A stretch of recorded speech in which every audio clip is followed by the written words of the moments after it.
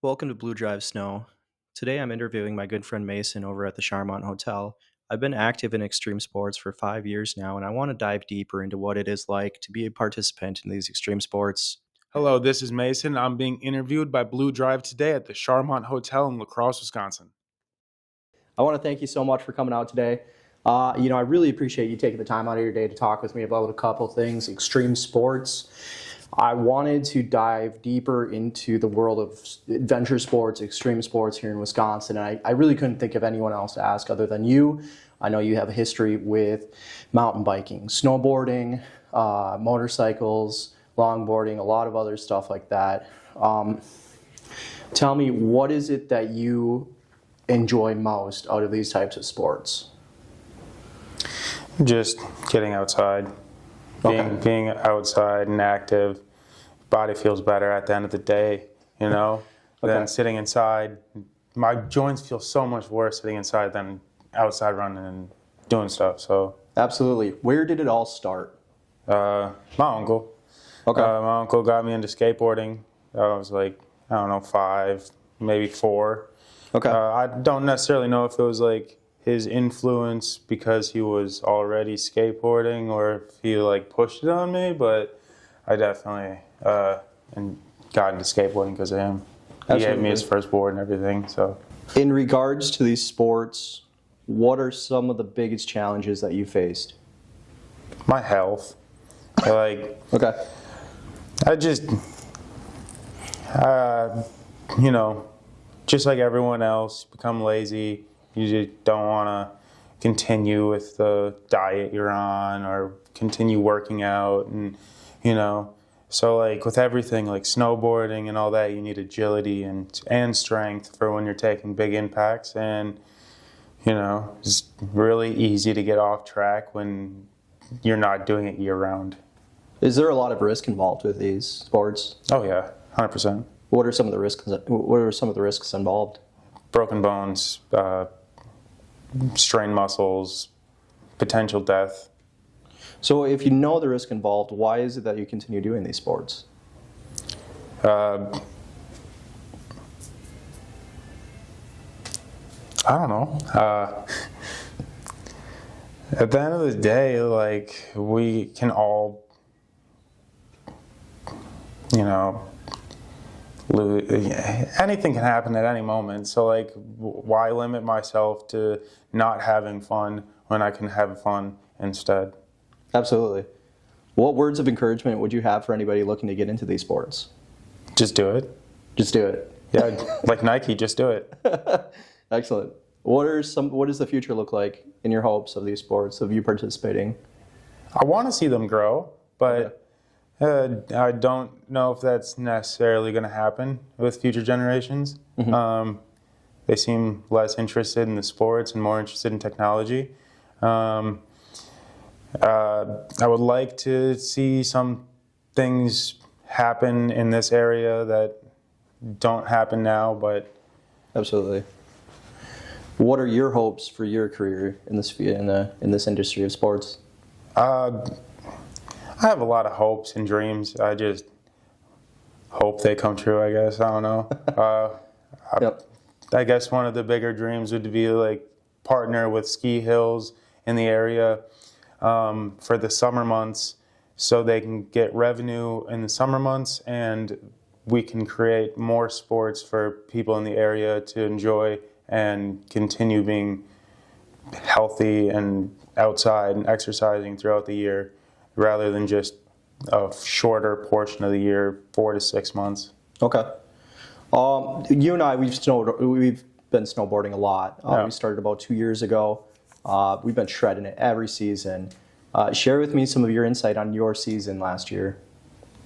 It was terrible. I was learning a new board, learning new bindings, new boots.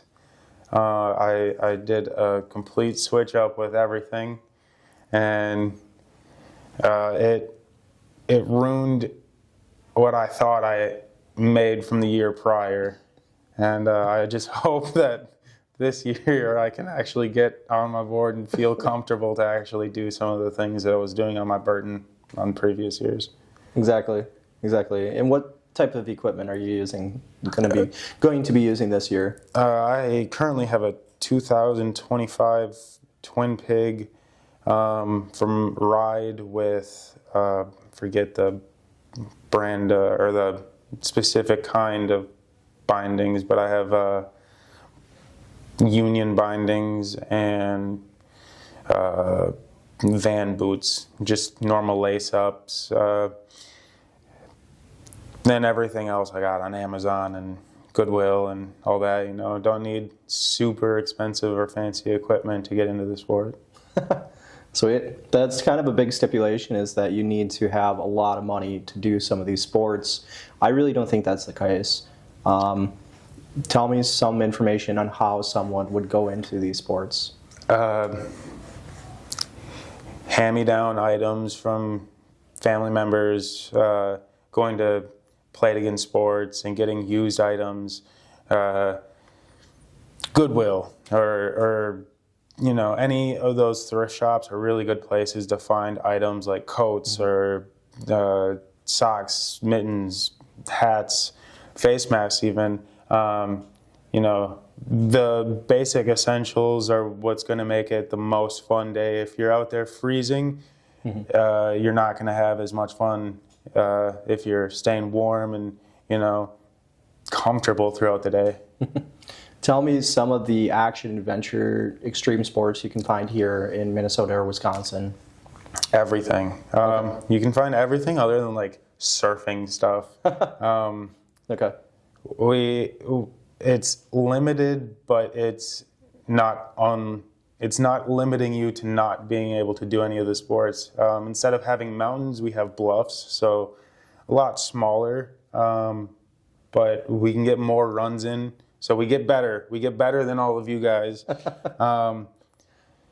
because we're constantly doing it over and over and over and over again. That's why some of the best terrain park riders in the sport of snowboarding come out of the Midwest.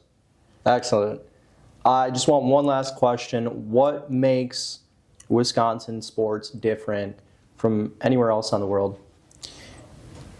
Like the previous question, we can do rapid runs on the same thing over and over and over again. So if we fail, we can fail over and over and over until we stick it within that day a lot of the time. And within a couple of hours even. And